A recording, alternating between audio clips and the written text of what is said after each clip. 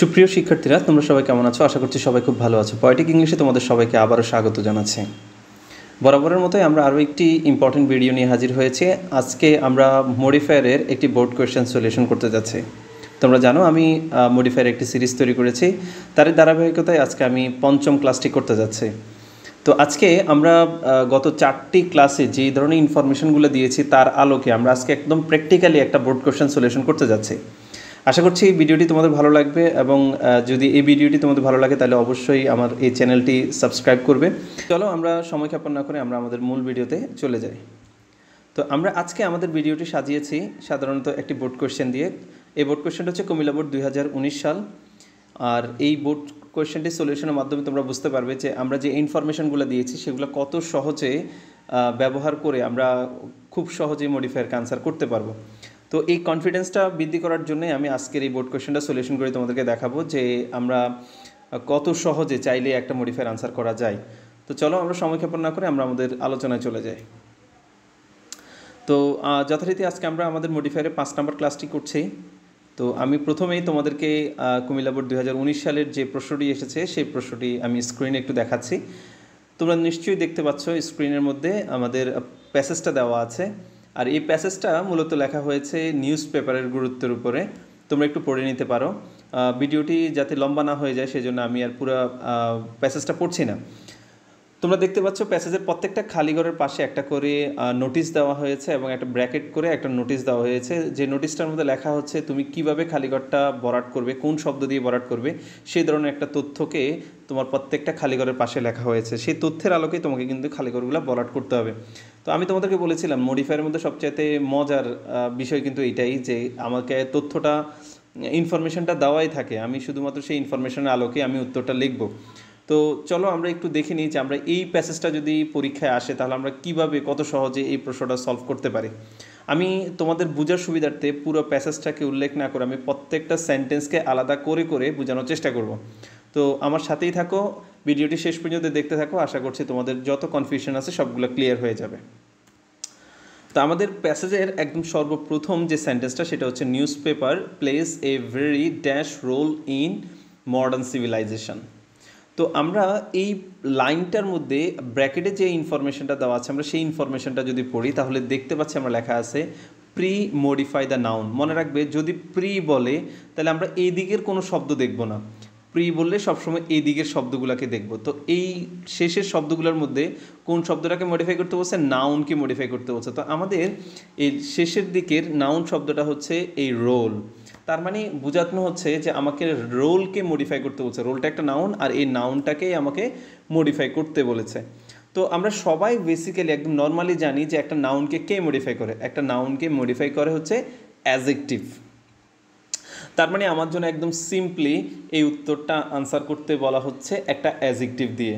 এখন তোমরা জানো অ্যাডজেক্টিভের মধ্যে ডিটারমিনার আছে, কোয়ান্টিফায়ার আছে, নাম্বার আছে, ডেমনস্ট্রেটিভ আছে, তারপর হচ্ছে ভার্বাল আছে। এগুলার কোনটা দিয়ে আনসার করতে বলছে এই ধরনের কোনো ইনফরমেশান লেখে না, আমাকে বলছে তুমি যেই কোনোটা দিয়ে আনসার করতে পারবে। তো আমি একদম সহজ করে তোমাদেরকে একটু বলি যে একটা নাউনকে যদি মডিফাই করতে বলে তাহলে আমরা অ্যাডজেক্টিভ দিয়ে আনসার করি, এটা ঠিক আছে। তবে নাউন থেকে কিভাবে অ্যাডজেক্টিভ বের করতে হয় সেই সিস্টেমটা কিন্তু আমি তোমাদেরকে আমাদের দ্বিতীয় ক্লাসে বলে দিয়েছিলাম। তো আমরা জানি যে কোনো একটা নাউনকে শুধুমাত্র আমরা একটা কেমন দিয়ে প্রশ্ন করলেই যে উত্তরটা পাবো সেটাই কিন্তু অ্যাডজেক্টিভ। তো এখন তুমি একটু মিলিয়ে নাও, newspaper plays a very dash role, কেমন রোল প্লে করে সেটা আমাকে বলছে, কেমন রোল প্লে করে। তাহলে আমাদের কেমন রোল যদি হয় তাহলে সেটা হতে পারে খুব গুরুত্বপূর্ণ হতে পারে। তো সেক্ষেত্রে আমি সিগনিফিক্যান্ট, ইম্পর্টেন্ট, এসেনশিয়াল বা ভাইটাল যে কোনো একটা ওয়ার্ড লিখলেই কিন্তু উত্তরটা হয়ে যাবে। আশা করছি তোমরা বুঝতে পারছো। ওকে, আমরা এবার বি নাম্বার অপশনটা একটু দেখি।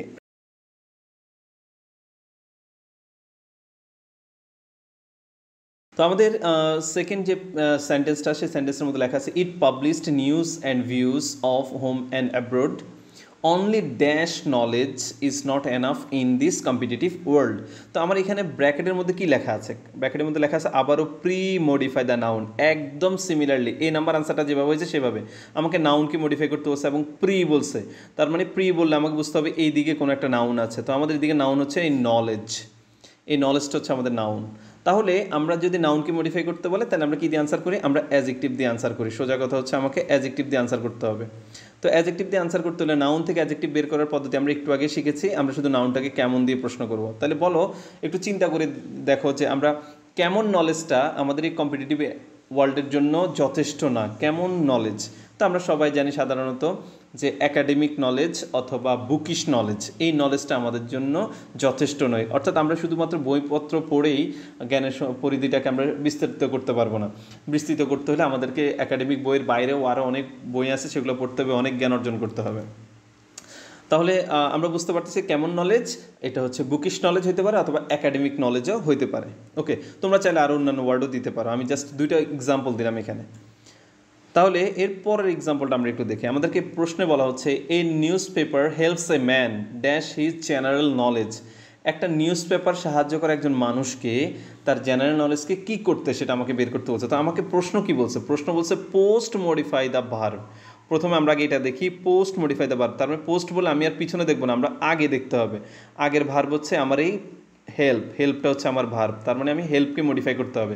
আর কী দিয়ে আনসার করতে বলা হয়েছে? ইনফিনিটিভ দিয়ে আনসার করতে বলা হয়েছে। তাহলে আমাকে প্রথমত হচ্ছে পোস্ট মডিফাই বলছে, তার মানে আমি আগে দেখব। আর আগের মধ্যে কোন ওয়ার্ডটাকে মডিফাই করতে বলছে? ভার্বকে মডিফাই করতে বলছে। তাহলে আমার ভার্ব হচ্ছে হেল্প, তার মানে আমি হেল্পকে মডিফাই করে এখানে আনসারটা লিখবো। এখন আমাকে আনসারটা কী দিয়ে লিখতে বলা হয়েছে? আমাকে আনসারটা বলা হয়েছে যে ইনফিনিটিভ দিয়ে আনসার করতে। তাহলে আমাদের ইনফিনিটিভটা কি? আমাদের ইনফিনিটিভটা হচ্ছে সাধারণত আমরা জানি টু প্লাস ভার্বের বেস ফর্ম। তো যে কোনো একটা ভার্ব থেকে তুমি ইনফিনিট বের করার আমি একদম সহজ একটা পদ্ধতি তোমাদেরকে জানাই দিচ্ছি। সেটা হচ্ছে ভার্বকে তোমরা শুধুমাত্র একটা কেন দিয়ে প্রশ্ন করবা। কেন? ঠিক আছে, কেন? এই কথাটা দিয়ে যদি আমরা প্রশ্ন করি তাহলে আমরা উত্তর পেয়ে যাব। যেমন ধরো a newspaper helps a man. একটা মানুষকে নিউজ পেপার সাহায্য করে। কেন সাহায্য করে? To dash his general knowledge. তাহলে তোমরা বলো জেনারেল নলেজটাকে কী করার জন্য সাহায্য করে? কী করার জন্য? কেন সাহায্য করে? জেনারেল নলেজটাকে বৃদ্ধি করার জন্য। তাহলে বৃদ্ধি করার ইংলিশ আমরা জানি হচ্ছে ইনক্রিজ অথবা ইনহ্যান্স, এই টাইপসের ওয়ার্ড। তো আমি ইনহ্যান্স বা ইনক্রিজ যেটাই লিখি আমাকে কিন্তু সেটা টু দিয়ে লিখতে হবে, কারণ আমাকে উত্তরটা লিখতে বলা হয়েছে ইনফিনিটিভ দিয়ে। ইনফিনিটিভ মানে হচ্ছে টু প্লাস ভার্বের বেস ফর্ম। তার মানে আমার আনসারটা হইতে পারে টু ইনক্রিজ, টু ইনরিচ অথবা টু এনহ্যান্স। এই ওয়ার্ডগুলো যে কোনোটাই তোমরা দিলে পরীক্ষাতে উত্তর হয়ে যাবে। আশা করছি তোমরা বুঝতে পারছো। Okay, move to the next one. আমাদের পরের সেন্টেন্স বলছে বিসাইড একাডেমিক বুকস। একাডেমিক বইয়ের পাশাপাশি one should read news paper dash. আমাকে বলছে একজন মানুষের পত্রিকা পড়া উচিত, তাই তো? এখন আমাকে প্রশ্ন বলছে পোস্ট মডিফাই দ্য ভার্ব। আমাকে আবারও বলছে পোস্ট মডিফাই। পোস্ট মডিফাই বলতে আমাকে আগের শব্দ দেখতে হবে। তো আমার এখানে ভার্ব হচ্ছে কি? আমি দেখতে পাচ্ছি রিড হচ্ছে আমার এখানে ভার্ব। তো ভার্বকে মডিফাই করে উত্তরটা লিখতে বলেছে। এখন তোমাদেরকে যদি প্রশ্ন করা হয় ভার্বকে কে মডিফাই করে, তাহলে তোমরা নিশ্চয়ই জানো ভার্বকে মডিফাই করা হচ্ছে অ্যাডভার্ব, তাই তো? এখন আমাকে যখন অ্যাডভার্ব দিয়ে আনসার করতে বলছে, আমার তো অ্যাডভার্ব অনেক রকম হতে পারে। যেমন আমার প্লেস হতে পারে, ম্যানার হতে পারে, টাইম হতে পারে, ফ্রিকুয়েন্সি হতে পারে, ডিগ্রি হতে পারে। আমি কোনটা দিয়ে আনসার করব?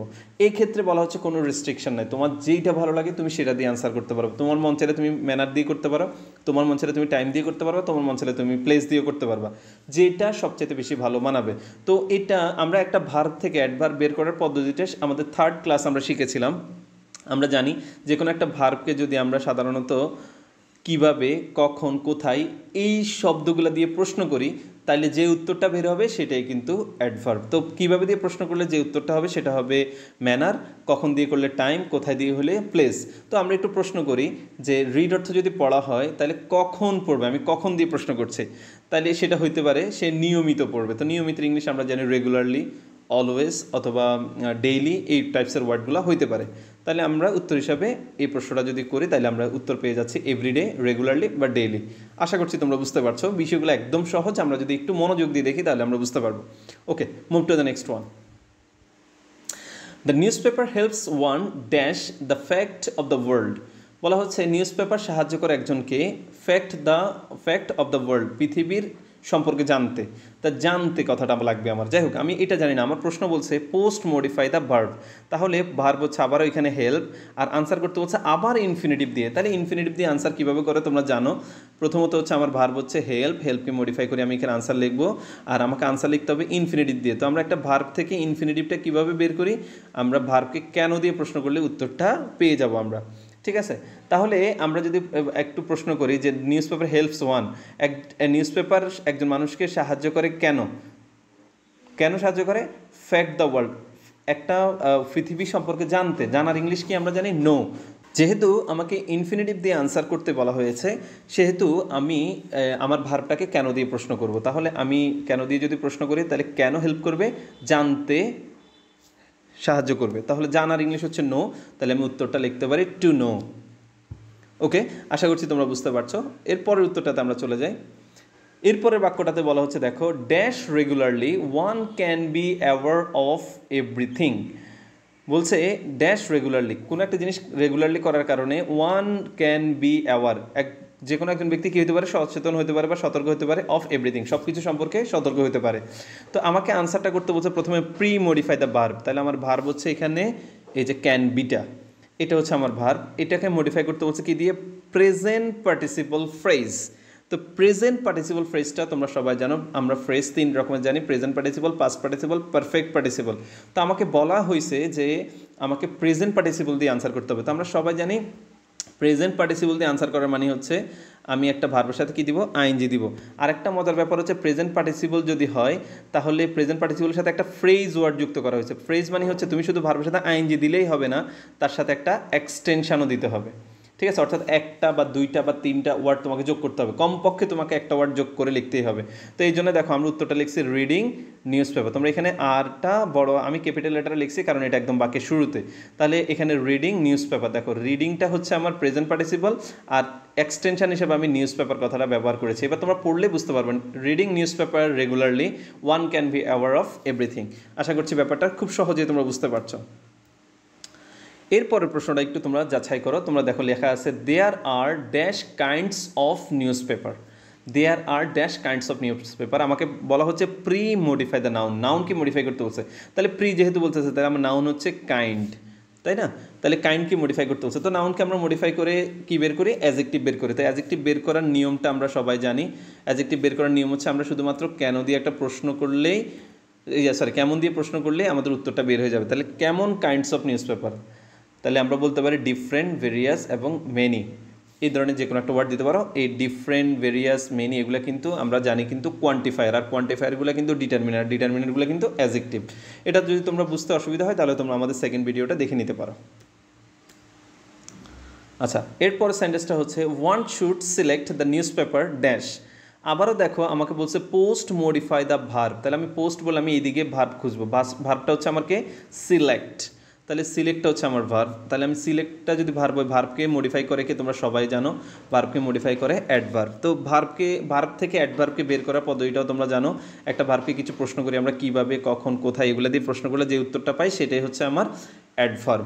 তো আমি এখানে আমাকে বলা হচ্ছে ওয়ান শুড সিলেক্ট, একজন মানুষের সিলেক্ট করা উচিত, নির্বাচন করা উচিত the news paper. News paper কেমন নিউজ পেপার, বা কীভাবে সে সিলেক্ট করবে, কখন সিলেক্ট করবে, কোথায় সিলেক্ট করবে, এই ধরনের প্রশ্নগুলো আমরা করব। প্রথম প্রশ্নটা করি কীভাবে সে সিলেক্ট করবে, এই প্রশ্নটা যদি করি তাহলে আমরা দেখো তো উত্তর হিসাবে এই ওয়ার্ডগুলো পাই কিনা। দেখো প্রপারলি, রাইটলি, জাস্টলি, ওয়াইজলি, ইম্পার্শিয়ালি, আমরা এই ওয়ার্ডগুলো বলতে পারি, তাই তো? তাহলে আশা করছি তোমরা এই ওয়ার্ডগুলো বসাই দেখো, দেখবি উত্তরটা হয়ে গেছে। তাহলে আমরা আবারও বলছি, সিলেক্টকে আমরা প্রশ্ন করলাম কীভাবে সিলেক্ট করা উচিত, তাহলে আমরা বলতে পারি কীভাবে সিলেক্ট করা উচিত, প্রপারলি সিলেক্ট করা উচিত। কীভাবে সিলেক্ট করা উচিত, রাইটলি সিলেক্ট করা উচিত। কীভাবে সিলেক্ট করা উচিত, জাস্টলি সিলেক্ট করা উচিত। কীভাবে সিলেক্ট করা উচিত, তাহলে ওয়াইজলি সিলেক্ট করা উচিত। কীভাবে সিলেক্ট করা উচিত, ইম্পার্শিয়ালি সিলেক্ট করা উচিত। এই ওয়ার্ডগুলো দেখো তোমাদের সবগুলো ওয়ার্ডই মিলবে, তোমরা এখান থেকে যে কোনো একটা ওয়ার্ড লিখলেই উত্তর হয়ে যাবে। Okay, move to the next one.